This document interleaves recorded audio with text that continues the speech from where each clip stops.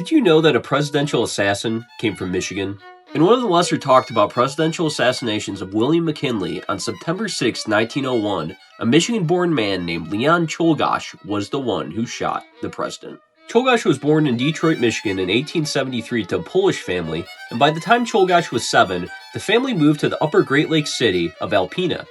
His mother would pass away when Leon was 10, and his family would eventually move to Cleveland, Ohio when Leon was 17, and he'd find work at a steel mill until the economy crashed in 1893. The company tried to reduce wages to save money, and the workers went on strike. During this time, Czolgosz was eventually introduced to local socialist groups before he became an anarchist. Czolgosz would leave Cleveland and live with his dad on his farm in Warrensville, Ohio, and one day he'd go to a speech by one of America's most famous anarchists at the time, who was a woman by the name of Emma Goldman. He'd eventually meet Goldman in person under the false name of Fred Neiman, and she'd connect him with more anarchists. Regardless of his political leanings, there were many signs that he was mentally ill, and an anarchist publication called Free Society actually wrote an article warning that he was a spy because of his suspicious character. In 1900, King Umberto I of Italy was assassinated, and this inspired Czolgosz to resort to violence himself.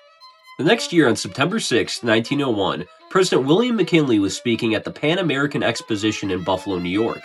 Czolgosz would travel here armed with a revolver and would approach him at Buffalo's Temple of Music, which was a concert hall, and this is where he would shoot McKinley twice in the abdomen. Czolgosz was then beaten by the crowd before the police could get to him and arrest him.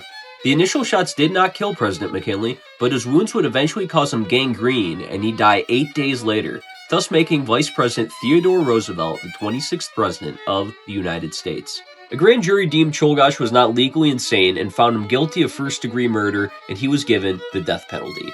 His last words were, "I killed the president because he was the enemy of the good people, the good working people. I'm not sorry for my crime. I'm sorry I could not see my father." He'd then die by electrocution in an electric chair on October 29, 1901 at Auburn Prison in Auburn, New York. Buffalo's Temple of Music would be demolished the next month.